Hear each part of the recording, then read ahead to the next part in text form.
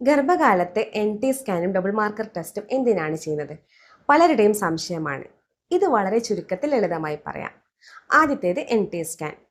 11 ആഴ്ച മുതൽ 13 ആഴ്ച 6 ദിവസം ആകുന്നതിന് മുമ്പ് തന്നെ ഇത് ചെയ്യണം. ഈ സമയത്ത് കുഞ്ഞിന്റെ വളർച്ച കൃത്യമായി നിർണ്ണയിക്കാൻ സാധിക്കും. ഇവിടെ പ്രധാനം ന്യൂക്കൽ ട്രാൻസ്ലൂസൻസി, അതായത് കുഞ്ഞിന്റെ കഴുത്തിന് പുറകിലെ നീർക്കെട്ട്. ഇത് കൂടുതലാണെങ്കിൽ കുഞ്ഞിന് ഡൗൺ സിൻഡ്രോം പോലുള്ള ജനിതക അവസ്ഥകൾക്കുള്ള സാധ്യതയുണ്ടെന്ന് കരുതാം.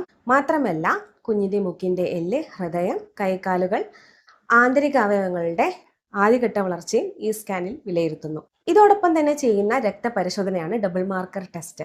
അമ്മയുടെ രക്തത്തിലെ ഫ്രീ ബീറ്റ HCG പാപ്പെ എന്നീ 2 ഘടകങ്ങൾ പരിശോധിച്ച് കുഞ്ഞിന് ജനിതക തകരാറുകളുണ്ടോ എന്നുള്ള റിസ്ക് പരിശോധിക്കുന്നു.